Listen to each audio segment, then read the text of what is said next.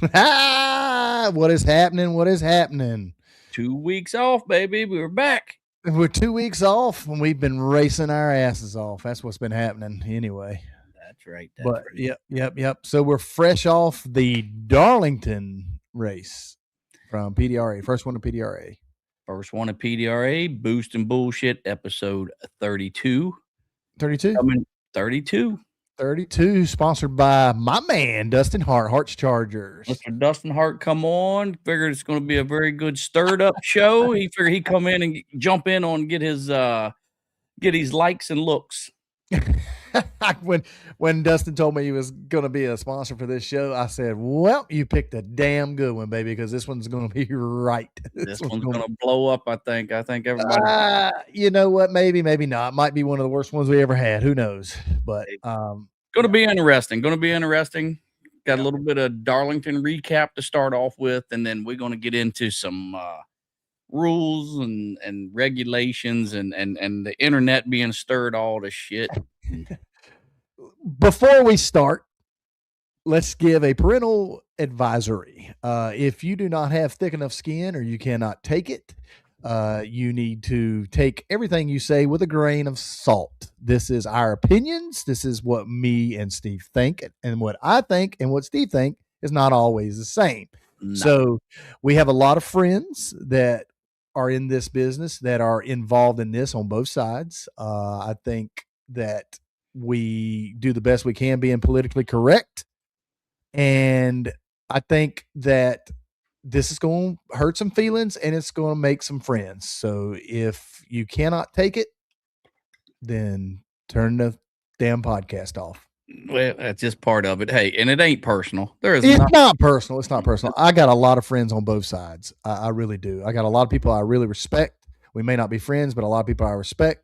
I got a lot of people that I think the world of and I thought were my friends that are probably not really my friends. So I call it acquaintances in this line of work. I'm just telling you, I call it acquaintances, but hey, it is what it is, and it ain't nothing personal, just opinions. I mean, when stuff like this goes down, your emotions really fly on your sleeve because people spending a lot of money. And we'll get into that. Let's stop us. So tonight's Boost and Bullshit episode 31 is brought to you by Hart's Charger. Is 31, 32? What did you say? 32. I think 32. It's 32. Yeah, 32. Anyway, Mr. Hart, he's part of the controversy. He has blown up the intranet for the last week or so.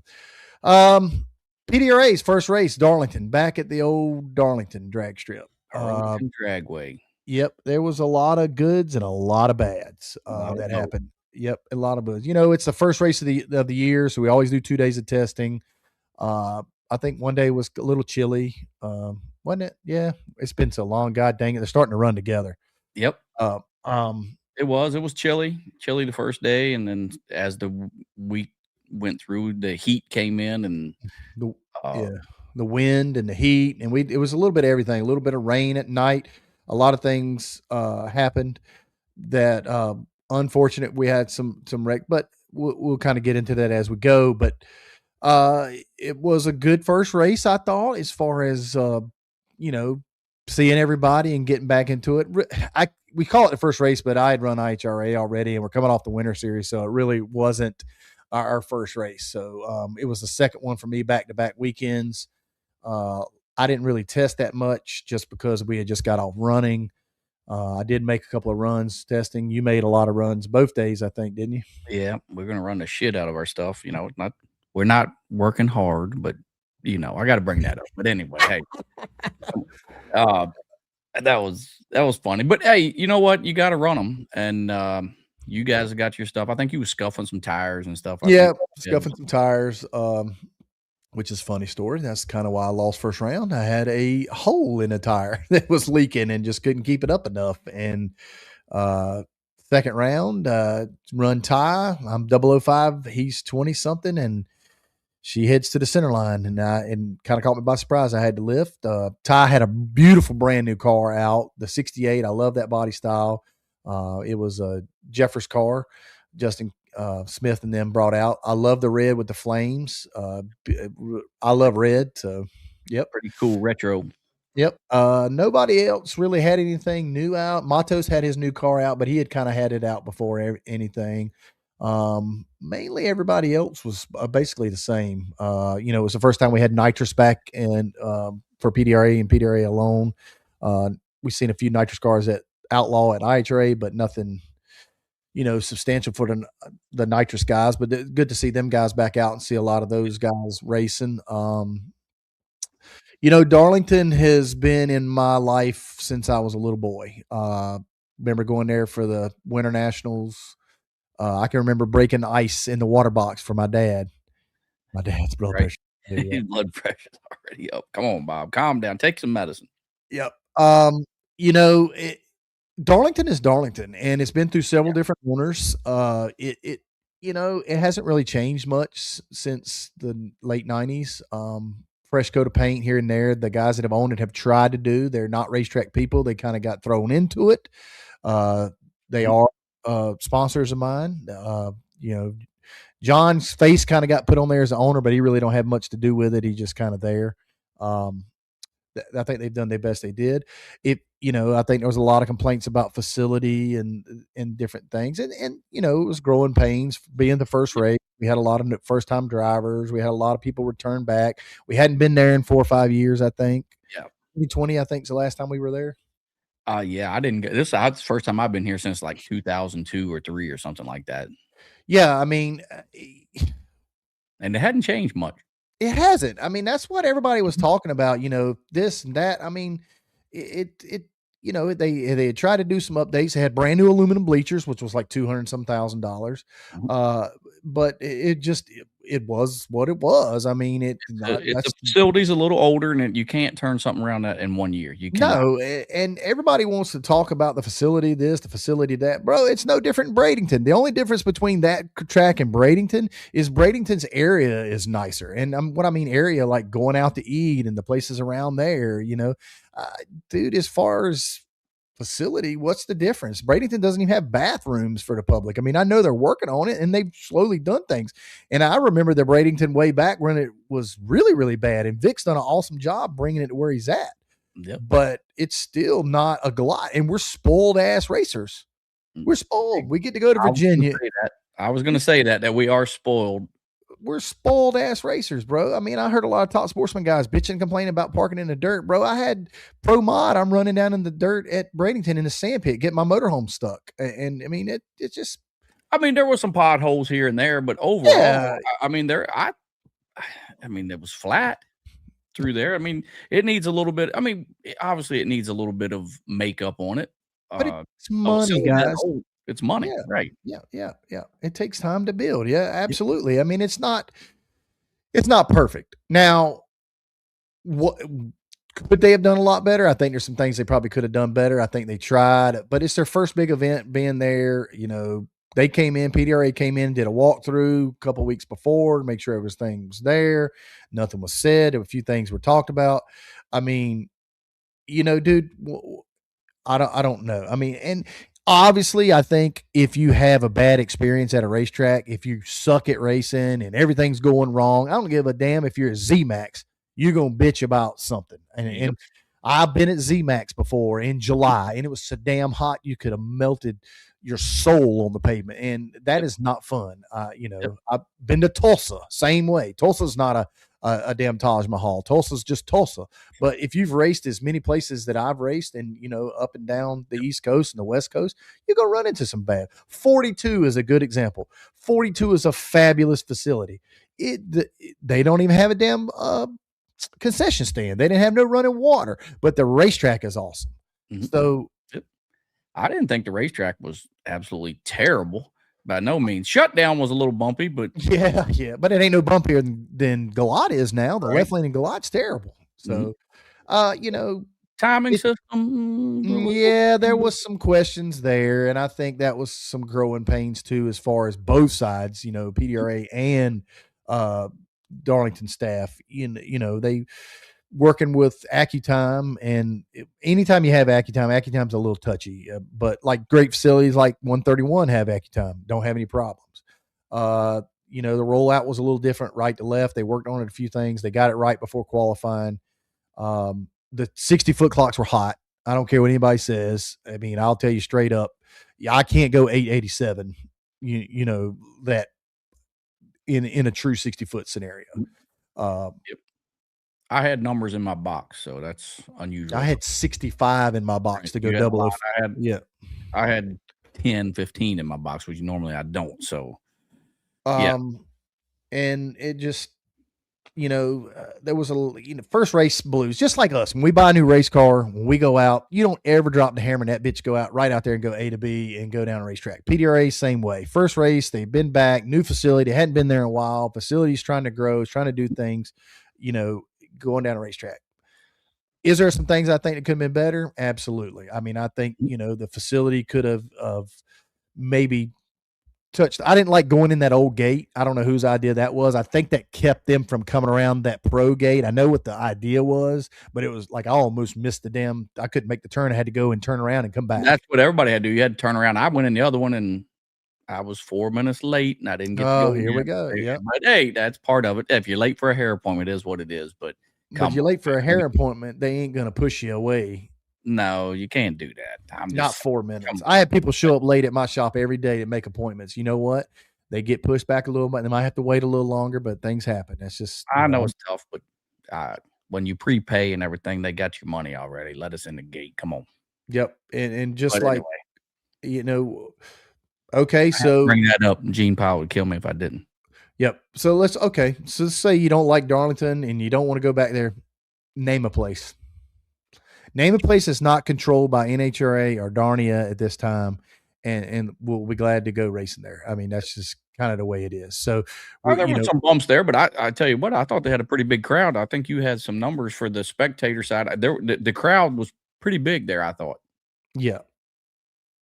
I could be wrong, but I mean, stands and stuff give you a different look up there. My father and me we had been to Darlington for some pro mod races and some PDRA races and things. And that is a grudge scene. It would turn into a grudge track about 5 or 6 years ago. And it's never really come back as far as bringing the what I'd call a class racer back.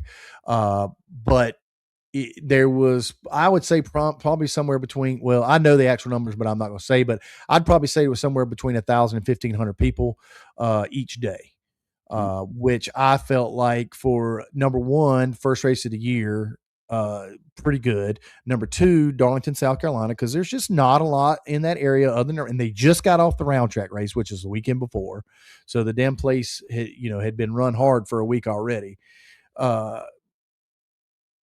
But dude, that was great for a PDRA race. That I guarantee you, if you look back at every pro mod race that's ever been at Darlington, other than like early 2000s, late 90s, that was maximum ability. And that just shows you that maybe the track did a good job of promoting the race. Right. It just, and PDRA did a great job, but somebody did a good job there promoting that race. How'd you do? I mean, we did okay. We made, I think Mark's red lighted against me and I broke a rear there first round. He was, I forget, I don't know, he was 005 red and I was 004 green. So, I mean, the timing system was a little hot. I mean, everybody was 00 one way or the other. And I felt like you had to be 00. And that's an AccuTime deal because I'm the same way in Martin, Michigan. I have to run between 40 and 50 in the box to be, 00 or 10. That's just the way, and that's just the way it is. I mean, yep. And then I go out second round and Lyle goes 54 and I go 58, and I'm 00. What was I? 004 red, I think. And he was 004 or 5 green. So you were mathematically ineligible. I was ineligible. I couldn't beat him, and I couldn't run 54. No, I couldn't. There was it wasn't happening. And that's what we're going. He made a great run. He did. An absolute killer run right there, And that being said, the clocks were a little fast and the conditions were absolutely stellar. I mean, I think the conditions were stellar all weekend. Randy goes 54 in qualifying. I tried to step on mine. I tried to go 54 to repeat from Galat. And I just didn't have the racetrack in the middle that I had at Galot.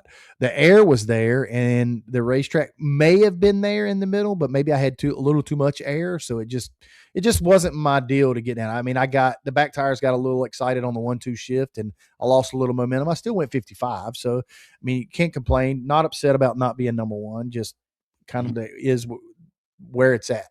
I mean, all in all, the first couple of qualifying was good. I really felt like the track was a number hot, maybe a number and a half hot as far as left lane, maybe the right lane. They kind of straightened that out before we got into qualifying.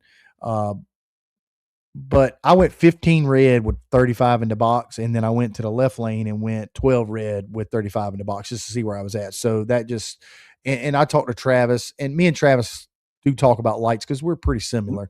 I talked to Lyle about it. Lyle's pretty good on the tree. He texted me, and we were all about right there together. So, and I had new tires on. I should have been in a 920 60 foot. I was 910. So I'm saying they were at least 10 hot, 60 foot wise.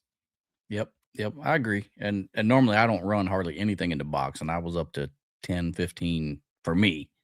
Yeah. I run 30 no matter where we're at all the time. I don't care where we're at. I'm 30. Now that 30 might make me 20. It might make me 00, but it just depends on where I'm at. Except for Martin, Michigan. I do have to run more. I mean, I think for the majority of the tree down there, everyone was right there. I take that back. Maryland, I sometimes do not run anything at Maryland. Maryland, just because of the time of year we go and the rollout's loose, we just don't 60 foot hard there. It's always hot and greasy. So, but a lot of talk, it was a lot of hemming and hawing, and you kicked some rods out of one motor, and there was a lot of stuff going on, and all in all, they couldn't finish the race. We had a lot of incidences that happened. There was some top sportsman cars that wrecked. There was a junior that wrecked. I can't speak. I can speak for the wrecks that I saw. I was on the starting line when John Cazali crashed. It just went into severe tire shake, and it was first round. My man's trying to make it to the finish line, and it just got away from him. There was no track fault at that point in time. I think if you talk to him, he'll tell you the same thing, I hope. But the guy with the real pretty Nova had a brake caliper lock up, and it drove him into the wall. I'm not sure what happened to the junior. I saw some pictures of the junior lose control, but that's something I wish they would address as far as junior dragsters is the small wheelbase as far as the narrowness to keep these cars from turning over. That's very scary to see. There was one other Steve Furr crashed right off the starting line. From what I told it, we went into a tire shake, turned right into the wall. I don't know if he broke something. I don't know. I don't think it was track. Steve's a good friend of mine. I can ask him. I didn't see any of the wrecks really be the racetrack's reasoning. Perkinson is the only one I thought that might have been a little bit of racetrack and maybe weather kind of combined. When he went through the finish line, one shoot, and in our cars, if you don't get that 400 into neutral very quick, it will what we call low drag the car, and it will try to wash the car. With my new body style car that I ran in 2020, something that I really had to learn how to do. And Ty and Todd both saw me in Virginia kind of wash the tail out a little bit until I could get it in the neutral. But I knew not to get in the brakes. So this has been years back. That is something, and he thinks, and he put online that he thought that the parachute got under the wheelie bars and just unloaded that, the car. But I don't know. I watched the video. My wife said the same thing. I didn't see it. It's very hard to see the video that we have do it. Terrible crash. I don't want to see anybody go through that. Rolling over. It was very good to see him get out and walk away. It's a shame. Beautiful car, G-Force built race car. Yes. Testament to that. Them guys got out. He got out unhurt. So yep, and that is a testament to that. That was a bad deal. I'm trying to think of anybody else. There was a lot of rods kicked out I think that's what kind of ended the night was a dragster went down through there and oiled the whole track down. Yeah, it was a couple events there all happened back to back to back right there. So PDRA kind of had everything against them on that as far as running for that day. You know, we had temperatures getting low. We had lots of wrecks and oil downs. Why didn't we run on Sunday? That's a good point. Could have finished it up. The weather was good. I can't answer that question. I think a lot of people have kind of asked that question. I thought that's what Sunday was for. I've heard some stuff, maybe, you know, that they just didn't want to change flights for their crew and do this and didn't want people to stay there because things wasn't going so great and just kind of wanted to wash their hands of it. I don't think that's the case. I think maybe, I mean, they hadn't even run first round for one of the junior races. Right. I mean, junior classes. I mean, I know a junior class. So you're there for 4 days and you didn't even get to run first round. And, you know, they're doing the right thing, trying to finish it up at Galot. Yep. I agree. I mean, was it the right call? I think it was the right call, but you're already there. Calling the race off that night was definitely the right call. I'll give them kudos for that. They probably pushed it a little bit further than they said. Say it with your chest. They should have run on Sunday. That's what Sunday's for. There's a lot of people there. A lot of people spend a lot of money to travel all over to come to that racetrack and to finish and to run. And just because you don't want to be there the next day is not a good reason not to be there. Mm-hmm. We all have everything invested. I was out of the damn race. Didn't make a damn difference to me. I didn't care. Right. You were out. Didn't make a difference to me. But I just heard a lot of grumblings amongst the pits that what's Sunday for, you know? Well, if it had rained, let's just say it rained at 5 o'clock on Saturday, we would have run on Sunday. So what's the difference from what we did? I agree. I understand. I understand two sides of it. So maybe you got to make me understand the other side because I don't understand. I don't know. Was they unhappy with the whole weekend? I mean, was that part of it? Maybe.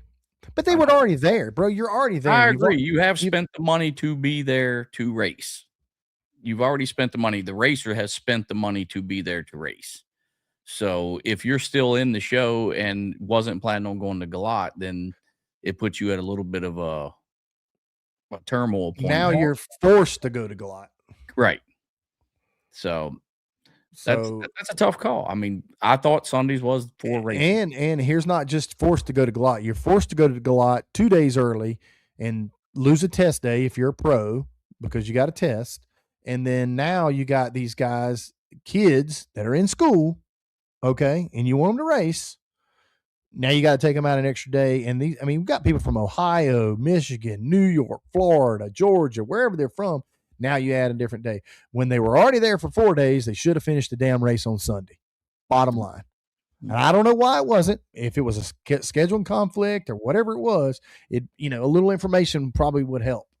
And that's the gripe. And look, it's my opinion. I have people call me and talk to me because I've been in the industry a long time. I've ran a racetrack with my father. I've raced at every situation known to man. I have been up and down the East Coast, West Coast, Canada racing. I've been just about in every situation there is racing, and you've been around for a long time. I've seen timing systems go out. I've seen lights go out. I've seen people get hurt. I've seen people get killed, cancel races, whatever. But here we are. And now, you got Tommy Unions and Lyle that can't be at the next race that are still in the race who probably stood a good chance to win because they've got to be at Montgomery for another race for their radio stuff. So now it chooses. They have to choose. So if Lyle doesn't show up, Ty gets a free walk into the finals, which Ty doesn't want that. Ty wants to race and earn the win. Ty will take the win, I guarantee it. But but we all would. But he also wants to beat his chest that he beat a flat hood, Well, you don't want to. I don't think anybody at this level wants a free pass. I'll take 5 of them. I mean, yeah, but come on. No. You really want to? You don't want to? No, I don't want to win like that. No, absolutely. You don't want to win a final. No. I don't mind winning first round like that, but I don't want to win the finals. I know it happens. It does. But at the same token, at this level, really, you get a bye or two. Do you really feel like you won something? No. it was a very, very, very, very interesting race. It had a very different feel to it. It did have a different feel. I agree 100% with you. It had a different feel. Is does that come with the competition level of people trying to pick where they're going to race at and looking I at don't. every detail? That's my thought. Everyone's looking at every detail. Darlington, That's a good point. Good point. Yeah. right? What's going on? Am I happy racing here? Kind of like having your wife and whatever you got going on. But am I happy here? And I'm just saying, God, I mean, you got You two better be places to race. You better be careful there. Oh, it's all good. You know what I'm saying? I You got know. right? It's You're like looking at every detail. it's like going to two restaurants that serve the same food. You're going into two pizza places serving the same food. One's a shithole that has good pizza. One's a very nice restaurant that looks clean as hell. It's brand new, but the damn pizza sucks. Yep. So what the hell do you know? And I don't think either one is, they're, you got one side that, has a lot of money being thrown around, one side that is family oriented race organization that has been around for the test of time. But also then you're in a facility that's a little older. So everyone's picking this apart, that apart. At the end of the weekend, I don't think it was all that bad a race. No, and like I told you, man, God dang it, we have become damn picky ass, feminine ass racers about every damn thing in the world. And I'm guilty as anybody. I got pissed off when he parked me in the grass at Bradenton and I won the damn race. You know what I did? I parked in the damn grass the next two races. Yep. They had me a spot. They made a special deal at the Winter Series to get me a spot on the pavement. And I told them, no, I'm parking in the grass because that's where I belong. Yep. Look at me. I cried. I didn't cry a whole lot, but everybody was uptight because I couldn't get in the gate. And fuck it. I went to the steakhouse. But at the end of the day, I mean, they're out there trying to run a business. It's a tough gig. And we're getting ready to get into some serious shit here in a minute that's really going to bring up the pot stirring. But so let's finish up Darlington. Okay, Darlington, we're down to four. Yep, 4 cars left. We got Lyle, John Camp. They both went 54. You got Ty, who just went 56, right? Yep. And Mel just went 56, right? Okay, so that's the last 4 in that. You got Butner, who just went 61. In nitrous, you got Scrabba, who went 64. I was going to say 3, but 3, 4. Yep. Tommy, who just went 63 or 64, and then one more. I don't know the last one. God dang it! It ain't Rainey. I knew it on top of my head, like I should know myself, and I can't think of it. That went south quick. We done forgot. No, it's not Ricky. Butner? No, Butner's already there. It's Butner. Butner. Oh God, somebody help me in the comments here. So you got Butner, Tommy, Scribba, and one more. Shit. Anyway, so you got those 4, and I feel bad for whoever I'm forgetting because I know Mountain Man. That's right, Mountain Man. God dang it. Well, he didn't race a lot last year, so that's why I forgot about him. No, Buddy's out. Buddy went red. Yeah. Yep. Running those carburetors, wasn't he? No, that's Edward Wilson. Wilson's running carburetors. Edward Wilson went 68 with carburetors, ladies and gentlemen, with a nitrous car. Congratulations to him. Yep. So you got the 4 cars left. They're going to come to Galat. Whether they make it there or not, we'll see. Yep. And then they got to finish on Thursday. So, hey, it is what it is at that point. The race is over with. They made their decision, whether it was good or bad. That's the way it goes. Their opinions are like assholes. Everybody's got one. Yep. And some a little bigger, some a little smaller, some a little stankier. They all the same. Yep. Mountain Man. There we go. So everybody's on there now. Yep. The Mountain Man. We got 222 people. Well, you really got the internet stirred the F up. Listen, everybody knew that this was going to be a good one because everything is happening. So after the race, we all get home, and there was some talks about it at the race about rules, this, that, and the other. I talked to Eric Gustafson last night.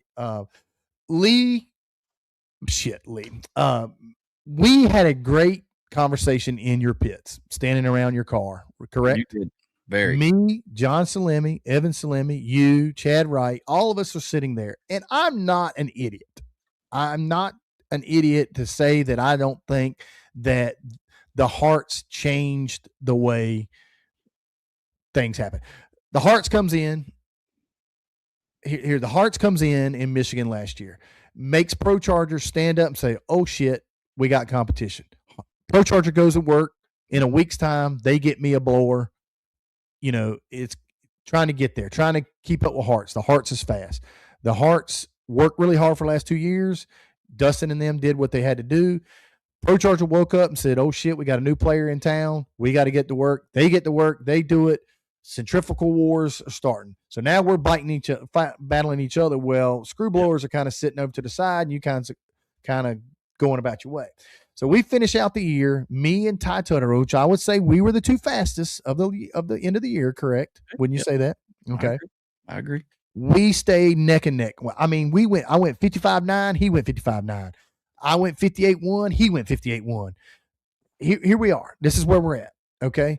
Rules are there. Boom. Then all of a sudden, we go to Snowbirds. So now the turbo's in there. We know the turbo's fast. We bitch about the turbo. Turbo's got 6 million bajillion horsepower. Our eyes are on him. Jimmy can't get down, has trouble. Everybody's having trouble tuning their turbo cars. I ran good one of them weekends. I couldn't repeat it to save my soul. I tried. I qualified 1, 2, and 2. I've qualified no less than third at the last 5 races. I've been first or second in the last 5 races. Yep. My car is fast. I work really hard at getting my car fast. I have Brandon Stroud, who helps me get my car fast. I have been racing my entire life, gets my car fast. I have Jamie Thompson at home, services, goes over my car, can set a car up. I have Paul Paraskevas, who's been with me since 2013, who's been around cars, who works for Alan Nobby on J.R. Gray's car.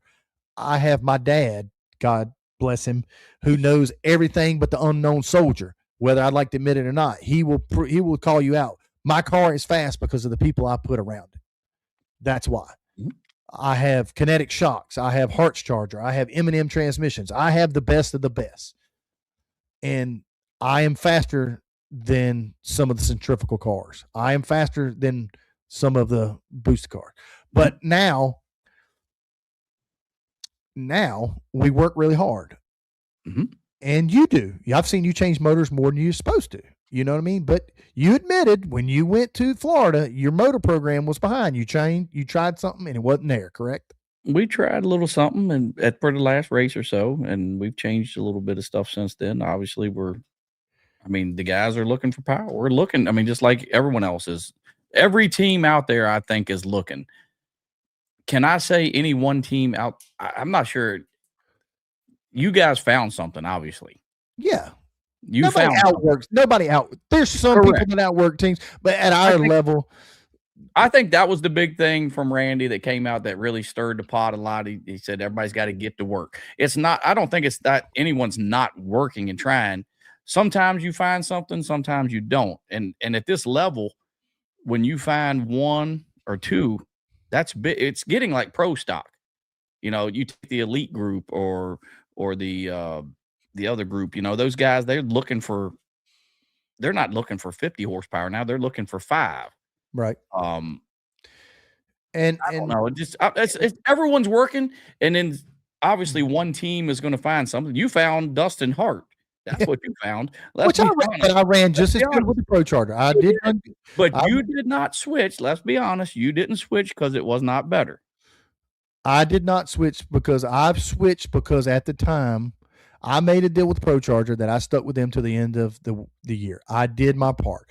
When I exploded that one at Virginia, I woke up. Had I not had Randy and Lyle and the guys at IHRA blown those things up and done the safety precautions that we did to prevent that, I would not have a race car.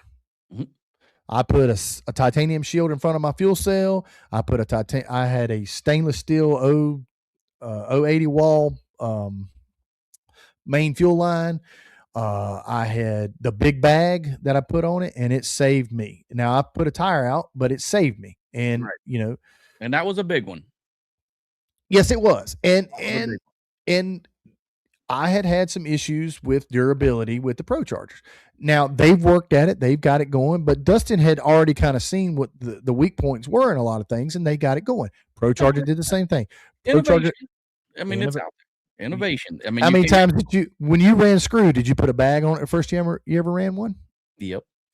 You bullshit. I You can't did. tell me you ain't never run no screw without no bag on it. I did not. Promise you. Okay, all right. Well, somebody did at some point in time. Somebody That's why Right. we put bags on I it. didn't run a screw till what, 18 or 19? Oh, I thought you were way before that. No, we had old root stuff back then. Oh, okay. Oh, I had roots. But you know, at the end of the day, you guys, whatever partnership you had, and then it came to an end. That harsh charger's bad. It is bad, and It's badass. I got to give him credit. I mean, the man come out, he figured something out, and he did. not the Pro Charger has not stepped up to the plate either. Those And guys, I'm the only and us that are involved, like Robin Roberts, Randy, that are involved in the development of it, and me that I have run both sides of it. We're the only ones that can really tell you what the difference is, and I know it. I'm not going to say, but you know, it's been innovative. It has been an innovative, and it's progressed really fast. So now you got everybody. You got turbo guys switching over because they realize that turbos are very, very hard to get down the racetrack. They are super, they are super, super hard to get down when the track conditions change. If you could give me an 80-degree track and nighttime runs every time, that turbo car is going to whoop your ass. As long as you don't have a brake failure, a parts failure. Sorry, just so many moving parts, and when anything changes, they struggle. Heat, especially. There's Raven. Put Raven's up there. Put Raven's comment up there. Has not a slight issue, and they did. The owner of the company called me and told me what the issue was, and it was it was just a problem. It wasn't it was just a metallurgy problem. It really was. They have not had a failure since then, and that's good. And they hadn't had a failure for over a year until I had mine, and I was trying experimental blowers, and that's probably why I had the issue. Raven is probably one of the nicest guys you'll ever deal with. Pro Charger stood behind their product, helped me out, did everything we're supposed to do. Can't say anything bad about them. They have innovated up. They're running right there with us. What they have done is put it right there with the hearts. Yeah, I think innovation creates, you like you said, put your note, and those guys come back out with a product that Jason Lee and those guys are running great with, and you can't take anything. I don't think we're trying to knock any product. Raven told me this out of his mouth when the hearts came along, and this bolds true to what we're about to talk about. They never did any upgrades to anything because every time they made an advantage, they got kicked in the teeth by rules. Yep. He told me that. And Raven, you can comment and tell me if I'm right or not. And you'll tell. Johnny Camp's got a Pro Charger. You win a 54. So nobody's running away with nothing on this. So the centrifugal wars are over. Boop, put them to the side. Put a little pin in it. It don't matter what the hell I got on the front. That's just, it's over. Okay. So now I knew there was going to be a rule change coming. Because you guys were having trouble running your car so hard. Stedding made a point that he had lost 4 motors in 3 races or 3 races, whatever. Okay. You guys are pushing your shit to the limit. You had a rod issue. That's not a tune-up issue, or that's not a running it so hard you run the damn rods out of it. That was just a parts failure. Can you agree with that or no? No, I can't. Because I can't say it was or wasn't, because I haven't talked to those guys to see what happened there. I know we burnt one, and then Kaplowy. Was it a parts failure? I can't say it was or wasn't because I haven't talked to them. Okay. But we have been burning some stuff here and there. I mean, we're running it right on the edge. I mean, no different than Todd and those guys over there. Okay. And hey, look, I agree with you. I sat there right in your pits and I agreed with you because I see the struggle that you and Todd and Ty and Stedding and all these guys and Mel are going through. I do. But I'm not naive enough to say that we didn't need a change. I'm not that damn stupid. My dad will probably kill me, and so will Randy. I'm not saying that it didn't need to be a change. No, I agree, and I thought the conversation that I heard you have, I didn't say anything. I stood back because that's Right. not my position. But I thought it was a very good conversation. And technically it was to the point as far as what's going on. Okay. All right.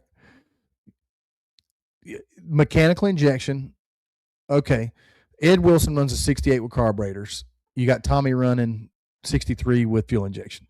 Mhm. Ask any of them pro nitrous guys if they can run the same thing if they go back to carburetors. So I'm not going to disagree with you, but I will tell you this: Stevie stuff went out with electronic and went whatever he went in Winter Series, and then Pierce brought his out with mechanical injection. It was just as fast. Okay, so there you go. And I can't speak on the screw because I don't know now. Now, is it better or not? I don't know. Are we going to find out? I think if the air changes, I think if the air changes a lot, I think the mechanical and fuel injection's got to be better. And it's taken a long way to get there. Travis Harvey outran me first round. Outran me. I went 59, he went 58. Thank God I was on the tree and he was a little late, which is uncountable. And it was very close down there. I was there for the taking and finally got my head out of my ass and drove. But you know, a rule need to be changed. But instead of getting a committee together, like I said, even in the World Series, even with that, we need to get a committee together of tuners, drivers, and owners of all these things, sitting down with the organizations and having civilized conversations like we had in your pit. These people take it among themselves to draw shit out of thin air, okay, and hit us hard. The hardest any accommodation has been hit, period. NHRA, IHRA, FDRA, flip DRA, whatever it is, the hardest any combination's been hit, other than maybe turbos at one time. Right. And I can agree with that. I think it needs to be some type of committee with the top tier guys out, the guys that run their shit as hard as they do. Because when we get in, because we could talk shit on the internet, on Facebook, at each other's, and me and you are good friends. You understand that. I respect Todd and Todd Tutterow till there's no end. I respect them till there's no end. They are one of the greatest that's probably had ever touched a screw blower. I respect them. Kurt Stedding, good friend. My poor father, we don't need to listen to his opinions because his opinions don't really matter at the end of the day because he's not racing. He's just there being a part of me. We need to get together and have civilized conversations with our computers in front of us with data so that we know with a spreadsheet. You cannot base anything performance-wise off what happened at Darlington Dragway. The air was stupid. The clocks were hot. Let's not mention the scales that we come from Bradenton where we weighed 26.35 and don't take any weight out, and all of a sudden I weigh 26.10. It was a little different down there for sure. Actually, I take that back. A lot. That's when I weighed 26.25. So I don't understand the Noonan centrifugal combination as good as Jason Lee does. I don't understand the mechanical 5-speed non-lockup like I do your combination. I don't understand Ty's mechanical screw blower Linko tie drive. So when we can all get in a room and make choices like this, then that's what needs to happen. But instead, we got a 7-race series where we're 1 race down, and we got to make a knee-jerk reaction to do this. I mean, I think we were all in agreements that overdrive was the way to go for the screws. This situation that we're in now is not going to help you keep your shit together. No, we're going to run it just as hard. Even if we had 104, we're still going to run it the same. No. Let's say that it slows me up 2 numbers, and I go 56 now, where Mel and Ty went 56. You still are in this situation where you got to burn a piston to go faster, right? Pretty much. I think no matter what the overdrive is, we're going to burn one every once in a while. I think Todd will too. I think he's going to run as hard as you can run it. Jay Cox burnt a lot of pistons till he's gotten his straight out, because you can't say that they don't. Now, No, I've got one of the best tuners around me that helps me with fuel. Two of them, Petty and Brandon, help a lot. Brandon, they talk to each other. I tool up valves. I do what I can. You guys just don't see us. Now, I don't burn the son of a bitch to the ground. You know, I might go out in the next race and kick the rods out just like you did. God help. I hope I don't. If I do, I need a sponsor. Party Time Racing. It could happen. I don't think that you're not running your stuff as hard. I don't, at least from my side of things. I think obviously you got a combination that's working. Yep. Number one, the screw blow guys are all going to say you guys got big cubic inches. All right. That was brought up today. That's brought up, right? You also got unlimited overdrive.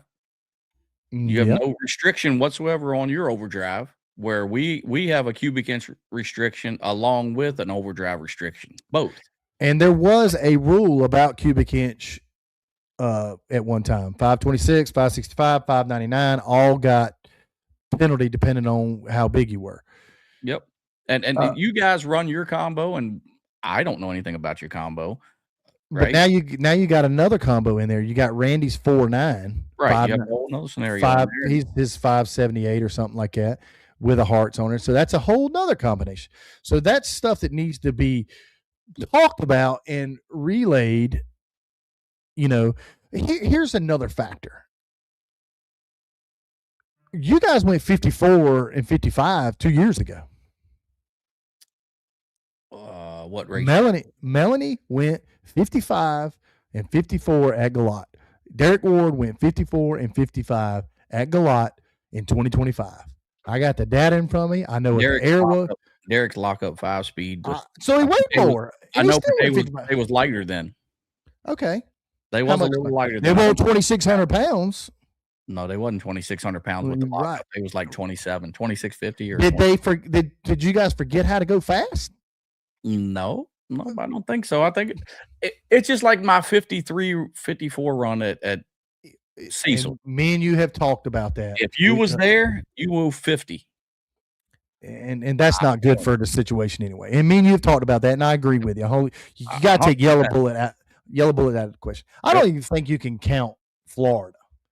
I don't think you can count Florida, because Florida is its own entity. The track's glued up for half the races. The air's up and down all over the damn place. Yellow bullet, the track's glued up. The air's always good at Cecil. I think it's hard to compare unless we're all there together. And okay, so that's a good example. And I'm just being fair there, that if you're there and we're there, then we can compare apples to apples. Yes, and I agree with you. And again, guys, I have a lot of friends that I really respect, and I'm not trying to piss off anybody. I'm just trying to. This is my opinion. Everybody gets to voice their damn opinion, but me. I haven't been on Facebook. I got tagged in a million damn posts, but never said a word. My father said enough. Randy said enough. I mean, they got them all fired up. Yep. But it is, and 50 pounds. You got 50 pounds. 60 pounds. 50 pounds. 50. Pull it up, Jess. Pull it up. You got 50 pounds. It was 50 for after the beginning of the season, right? It was 60. This is what I really thought. This is what I thought. I figured PDRA was going to copy IHRA. We were going to take 2635 or 2630, and they were going to give you guys either 98 or 104 overdrive. And I would have took that all day long. I'd have took it right up to Keister, like I'm supposed to. And I think it comes back to the same thing. If we go to overdrive, then we change the converter, we change gear ratios. But if we take overdrive from you, you got to change. So whoever gets the rule has to change. Well, you don't think the weight affects me too? I agree. The weight's going to affect you 100%. It should somewhat. I don't know how much. I mean, you look at Jason and them, everything that went on in the Winter Series, and they go out there and they still number one. They did, but now they got to weigh 2,700 pounds. Not that they're not working hard. Those guys are, out there running the dog shit out of their stuff, but they put the weight in. They still number one. Yeah, I mean, I get it. So, but taking weight off y'all and putting weight on us. I mean, that's a 70-pound swing, my friend. From the beginning of the year, right? From right now, look, 2660. We have plus 50. You get to take 20 off. You were 26 already going in there. Right. I was 26 already. Okay. All right. I can't remember what we are there. I don't have it whatever. wrote down here. I'm looking at my damn notes here. Hold on. I got shit wrote down. You got to know what your damn car weighs. I do, but I don't, dude. I'm trying to run a business. I'm trying to run. You live, eat, and sleep it. I do too. But damn, I got 5,000 things going on. These you see me do that. You see me do that video this morning. I had my shirt on. I was going to work. You did look professional. I'm gonna give you that. You did look professional. Okay. All right. Anyway, we're back to the real shit here, and we was 2620. You're right. So now we can be 2600. You're right. See, I'm looking. See, I don't have time to come in here and research this shit before I fucking do my shit. So, if y'all motherfuckers can't beat me at 70 pounds difference, then we got a damn problem. Well, you got 600 inches or whatever the hell you got. I got 565 inches, and everybody wants to talk boost. Mark Savage talking about boost. I think the biggest thing is RPM. I'm 9,200 RPM. Right. That's a big difference from 10.3, 10.4. I could make my blower make 68 damn pounds if you want to know the truth, but it don't do no damn good because it robs horsepower and it makes heat. So it's not good. Right. So you got 42 or whatever the hell you got, 46 PSI at 130 degree temperature. That means you can run about 24 or 25 degrees timing. Oh, shit, go. Somebody's. What? I'm looking at the private chat and make sure what they're sending me in here. Hold on. Sorry. But you're right. You will get a lot of boost with a lot of heat. Okay. You make 46 from the button drop all the way to the finish line. I make 21 on the two-step. It takes me a second and a half to make 40 pounds. Hey, you went 880. You don't need that second and a half. You don't need 40 pounds. Don't be mad at me because my car works good. It does work good. It's just a different. Your program is way different. And I've heard Ty and them talk about I don't have to pull 20 degrees out on a timing curve to make that work. Right. So there's a plus and a minus to the way we run our cars.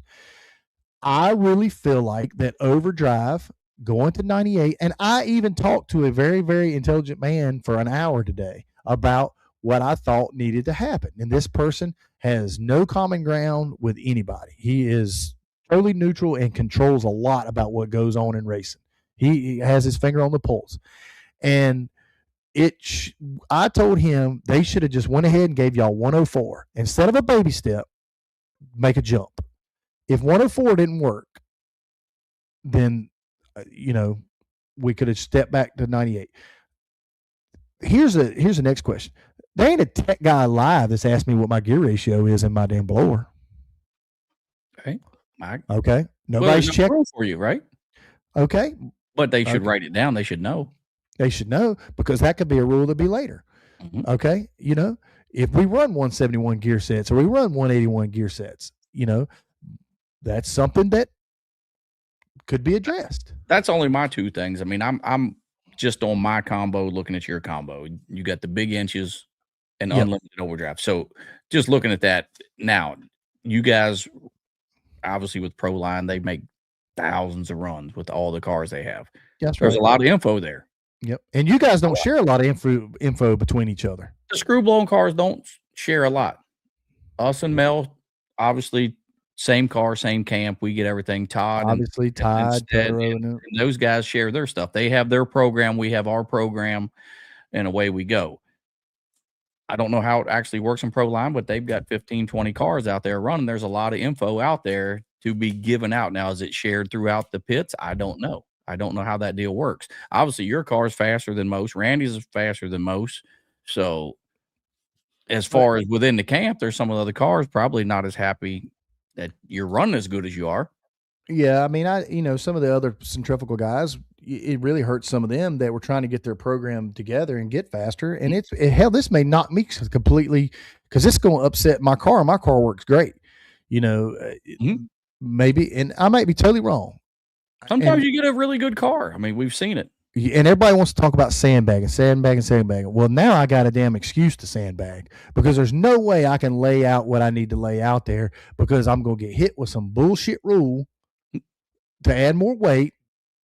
And, I thought we were over this 2,700 pound bull crap because now I got to put it where the X is, or I got to put it high in the car. I got to put it on the rear end.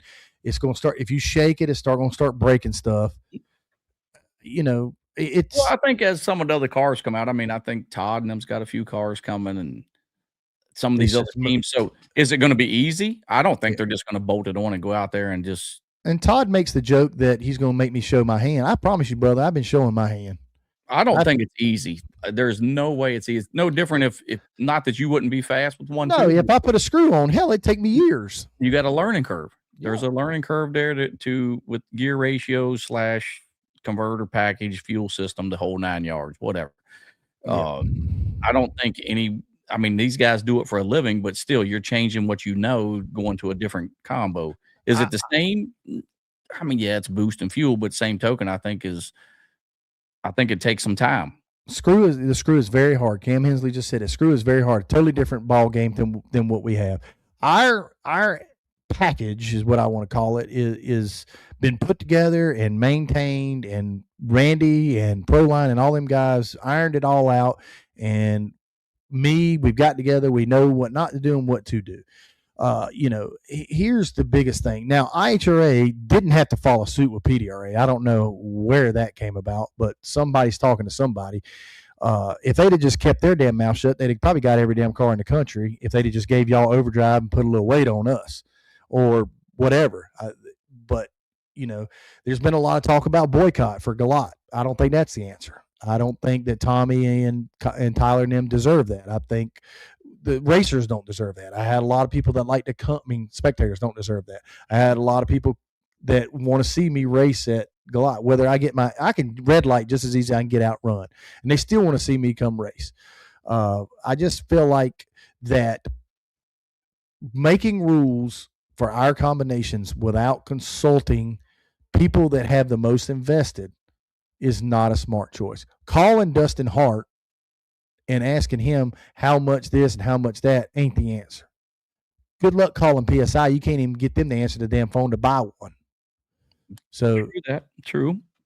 And I do agree with whether it's the Tuteros, the Salemis, the Prolines, the Harrises, there needs to be some type of group that communicate at some point. Will there be some arguing? Sure. If you have that many combos, you're going to have. I promise you, by the end of the day, though, there'll be educated discussions about. I agree. I thought the discussion you had with John was absolutely. Did I not admit that we had an advantage at this point in time? Yes, you did. I admitted I said, look, we've got y'all right now. We need to work on trying to make y'all's package a little better, and I feel like overdrive was the answer because I think everyone's seen it. I think that would have helped y'all keep motors together, maybe not burn. And I think what we've done now has not solved the screw blower problem as far as burning pistons and running them hard and turning them 10-5 and whatever you got to do it. I think you're going to see. I think you're going to see a lot of diversity at this point in time, though. I think we already had a lot of diversity between the two organizations because it was so much racing, and you had a lot of people to go both ways. So you had a lot of people that were going to have to choose eventually anyway.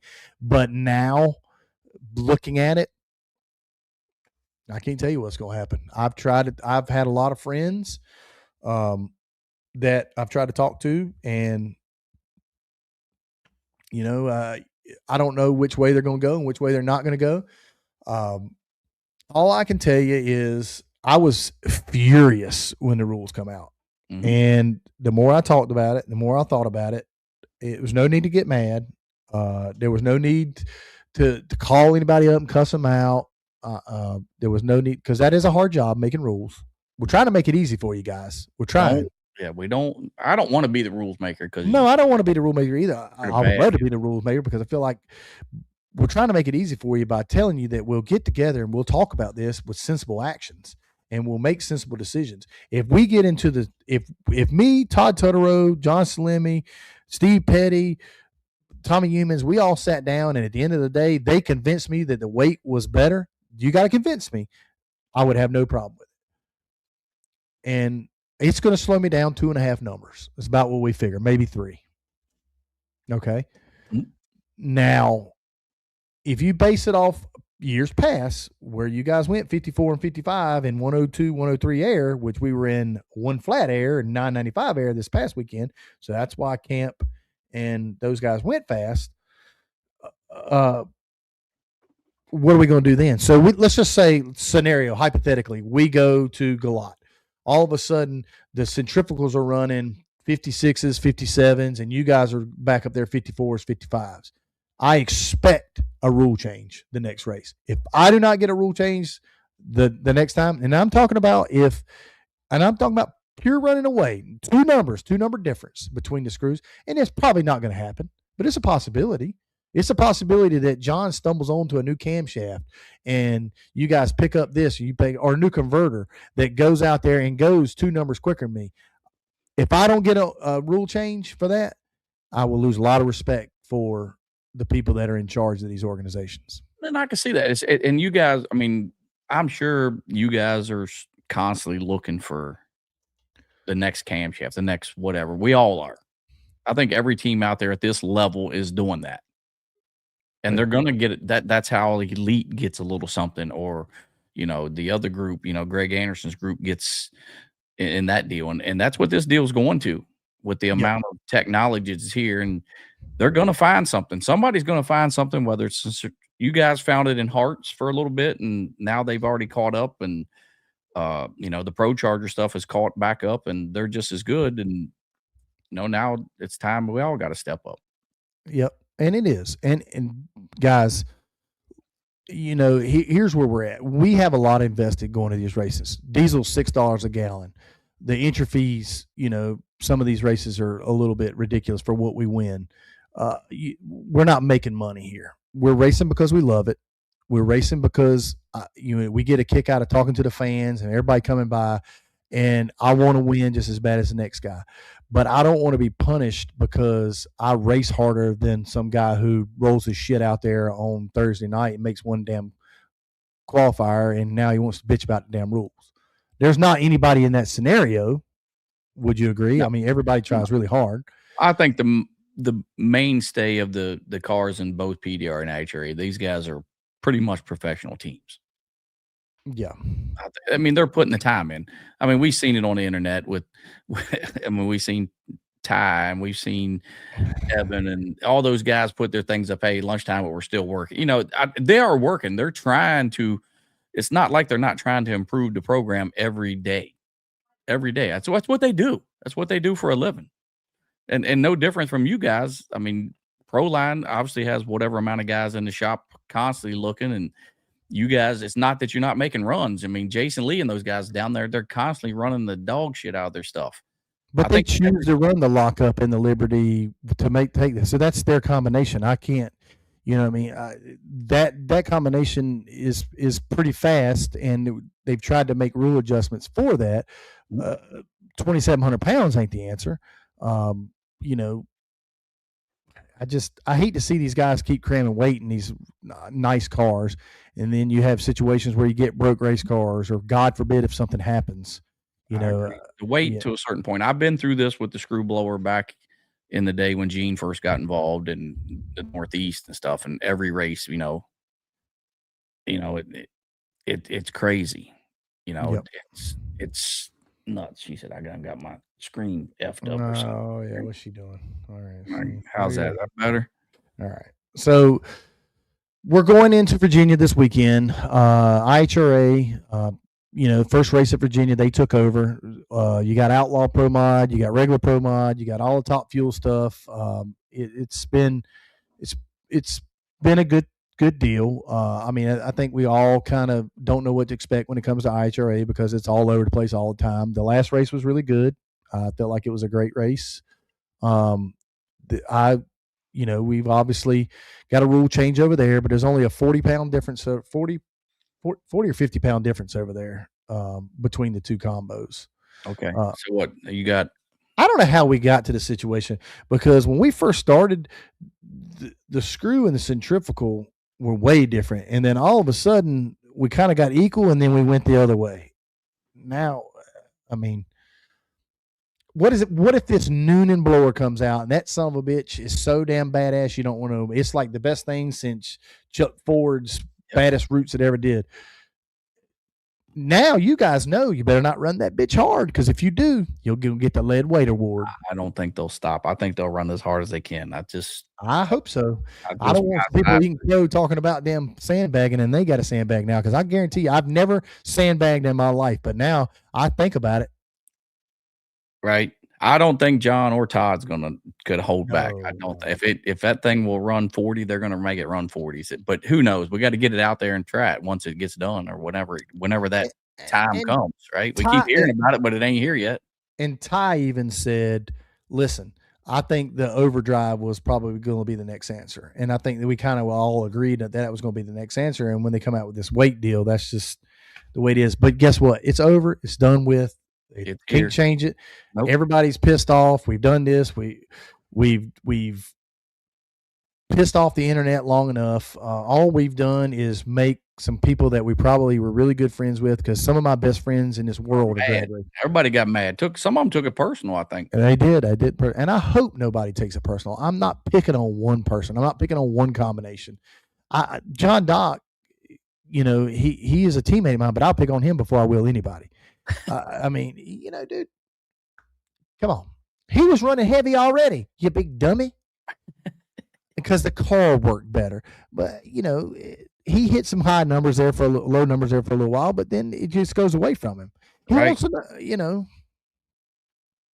They had to talk a little bit, I'm sure. I heard at first they did, and if they did, shame on them. Because I'd like to see the rules be the same everywhere, because these cars are a lot of money, right? But they basically are for me now. I mean, they're pretty close, but 2,600 where I go, 2,660. Have to change shit everywhere you go race. I don't want to get into checking gears. I don't want to get into all this shit. At 2,600 pounds at 125 over, how fast do you think you could go? I don't know. I mean, obviously you have to figure it out. I mean, you look at Scruggs, and them are 2,200 pounds, and they run 125 over, and they run in the 40s, 47 to 51. So let's just add 300 to them. So I don't know. I guess we're going to see 400 to them. So I agree with Lyle. I like the universal set, kind of like pro stock, but I mean, it's going to come to that eventually. Yeah. I think it really will. It's going to have to. Universal said Lyle, buddy. Cameron said they come in an outlaw trim down there. So. Well, he just won. Congratulations, Cam. Yeah, he did. Yep. 52 with his new car. Yeah, I mean, look, guys. I don't want to check rear gears. I don't want to check. It's very hard to check our overdrive limit. You know what I mean? It's not like you guys. You can't just. We got to take a bunch of shit apart for you to check. Right. You got to tear it up. Yeah. Seal it back up. I don't want to check RPM limits. I don't want to check this and that. I don't want to get into all that. That's why it's called Outlaw Pro Mod, not Outlaw Pro Mod, but Pro Mod. We call it Outlaw Pro Mod. Yep. But we're going to IHRA. Then we got PDRA back to back. We've been racing hard for 2 months now, probably hard, solid. So it'll just be interesting to see. I think IHRA is probably going to have about the same car count they had at Galot. I think you're going to have somewhere between 18 and 22 cars in regular Pro Mod. You're probably going to have around the same in Outlaw. Maybe some new people that don't feel like the weight's fair, they may try to go over and run Outlaw. We'll see what happens. I mean, it's you're going to be back-to-back weekends. You are bad. That's a lot. I mean, it's 2 hours from my house. I mean, I don't really get. I don't blame you. I don't blame you one bit. I'd go, but I got to work too. I got to work. Luckily, I got people that can do my job for me. Right, and that's good. That's good, and you got to do it, right? I mean, you that close to your house, where are you going to race for that kind of money? Nope, you can't. And that's back to back, right? Yep. So I mean, that's a lot of week. Bob, of course, Bob's retired, so he don't care. He had surgery, so he's been a little down and out. Oh, So, not good, yeah, not good. yeah, little You kidney think we stone start the issue. internet up? We still got Look, 206. here comes Lyle. All right, Lyle.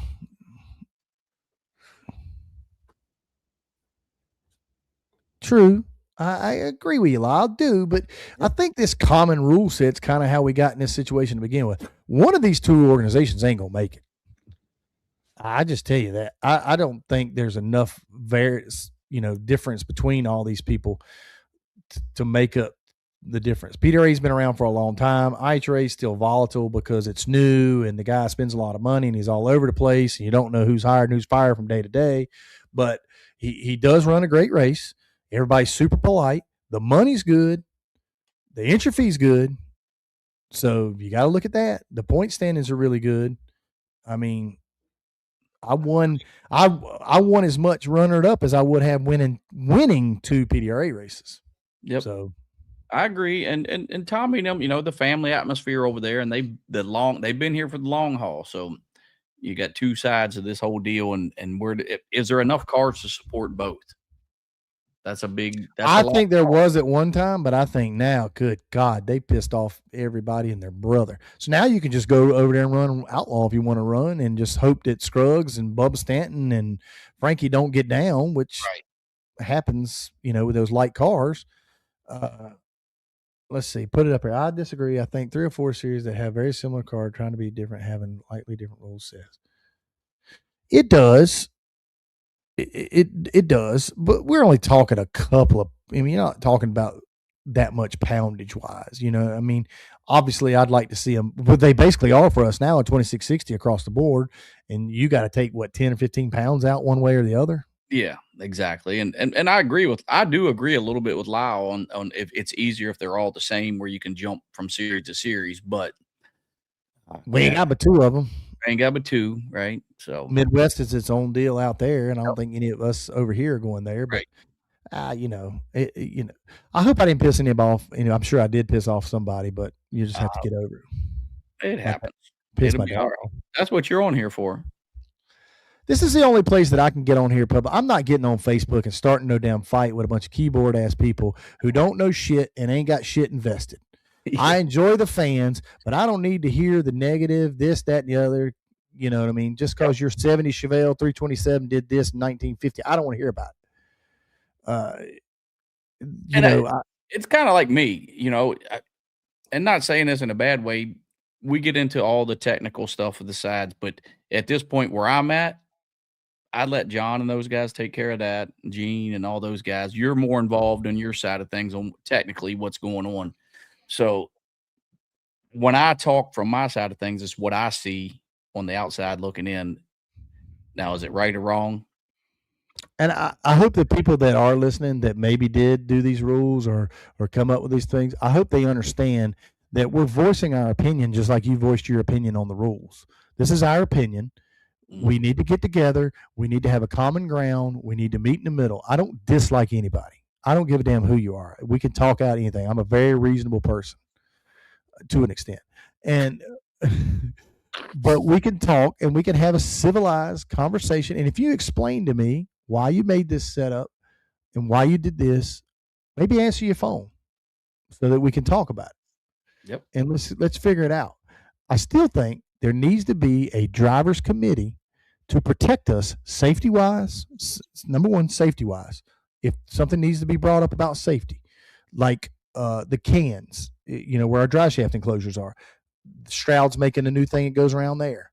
We need to start doing that. Somebody, Joe Winslet had a broke arm. John broke a thumb. Yep. I mean, there's a lot of things that we need to address with that. The blankets on the centrifugals was a good thing that need to be brought up. We could talk about things like that need to be brought up, along with rules and how these guys part people and where we need to be here and where we need to be there. I feel like if you're a world champion, then you should have a private parking spot for the next year. IHRA did it years ago. They called it a gold card. You got in free for the next year, every race you went to. I don't say we do that, but I think if you're a champion in a series, you should have a premier parking spot for the next year, wherever it be. Just like if we go to Martin, there's only so many paid parking spots. One of your top sportsmen, junior dragsters, all of them. Look, Lyle's on here, boy. You go, Lyle. I'll tell you, I mean, I don't think it's a bad idea. I really don't. I feel like that maybe where one of these lack in one way, the other one can pick up. Wes is really good about putting on a show. PDRA is really good about taking care of the racer. IHRA is really good about paying money. I mean, Yep. Versus entry fee. Midwest is really good about listening to the racer and doing what they think is best for their group of racers. They've done a great job with that because they know they have their group of racers. Yep. I feel like we should do that. I feel like that if we don't stick together as a common entity here, all we're going to do is fight back and forth about rules, parking, safety, who did this, who did that. Here's something that needs to be brought up. We had kids on damn dirt bikes run into a car at Darlington. Something has to be done about kids and spectators with golf carts and scooters, or it's something bad's going to happen. And, that's Bradenton is really bad. Yeah, I was 005. But things need to happen. This is what needs to take place. And I guess Steve is gone. So it's me closing out the whole show all by myself. But it's okay. This is our opinion. This is the way we go. This is what we think about. Me and Steve, if you want to, feel free to check us out. Pilot Racing, Party Time Racing, Boosting Bullshit. We have our own YouTube channel. Hit the like button. I really appreciate everybody sticking with us tonight. Listen to us rant and rave. It's my soapbox. We had a lot of people on here listening. Don't take anything I said personal. Let's talk about it. You can be a man. Come up and talk to me. And we'll hash it out, and you can tell me whatever you feel, and we'll talk reasonable. But other than that, I want to thank Hearts for coming on and stirring the pot a little more for Boosting Bullshit. And I don't know if Steve's back on yet or not. I don't think he is. But that's okay, guys. We'll see you next time. And Boosting Bullshit is out. Oh, you're back. Never mind. I had to run down over. The dog was barking. What? You had to pee for a second. Yep. Okay. All right. Well, I just closed out the show. So you want to say? Yeah, you want to say anything? I hope ain't nobody mad. That's all. It is what it is. You know what I mean? They made this rule, and I know it's 50 pounds is rough. That was a rough side of it. I really do wish that there would have been a little bit more talk, even though it didn't affect me. No, right? It didn't affect me at all. But at the same token, you guys, whether it was John, Todd, all those guys, I think they expressed their feelings. I think they expressed their concerns with it. I hope they didn't cry that much, but I don't think they did. Ty will be the first one to tell you. Ty is very critical and cynical. Ty is straight to the point and tell you how it is. Mm-hmm. And, I like that about him. And yep. And I thought same thing. I mean, with John and you guys, when you talked, I think there was a lot of straight factual stuff being put out there. Yep. I will have merch. I should have a new shipment coming in before this weekend, IHRA. I'll be there. We're going to do a little testing. Answer the phone. Who's calling me? Anybody calling me? Oh. That's your daddy. I think he's talking about somebody else who won't answer the phone so they could talk it out, but probably didn't want to hear from him. All right, guys, we got to go. Boosting Bullshit, episode 32, sponsored by Hearts. Appreciate everybody sticking with us, ranting and raving. It'll be real interesting. We'll be back in 2 weeks, right? 2 weeks. Yep. No live show this time around. It's a lot. People don't understand. There's a lot of work goes into that live show, and we're trying to race, and a lot of stuff goes on there. We're going to have we got some good people coming on later shows. This is not the end of the rule chatter. We're going to try to have some people on there who actually, consider themselves tuners. And we're going to talk about, functionality. I'm going to try to get some data from some screwblower guys. We're going to try to show some graphs on here about boost and how it intersects and where things at. And we're going to try to hash this out. But there's more to come. The drama continues. We'll see. IHRA will tell us what we need to know, and then Galata will probably finish that off. So 2 races back-to-back. Check us out. Pilot Racing, Facebook page. Party Time Racing, Facebook page. Check out Hearts Charger. they don't only sell Hartz chargers, they sell Hartz turbos. So if you got a turbo from your LS to your big tractor, they got it. And support the ones that support you. Check out all the manufacturers that support me and Steve. Hoosier Race Tire, LAT Oil, Quick Drive, M&M Transmissions, NGK Spark Plugs, Resolution Racing, Proline, all of the above. You go check them out. And amen. And do what you can to support your local racer. I don't care if it's a kid with a 5.0 Mustang. Help him out. You got to. And look, at the end of the day, Dustin, thanks for sponsoring this deal. You kind of jumped right in at, you jumped in at the right time. You got all the right people watching. Smart marketing move, buddy. Smart marketing move. All right, guys. Well, we'll see you next time. Boosting Bullshit out. We done.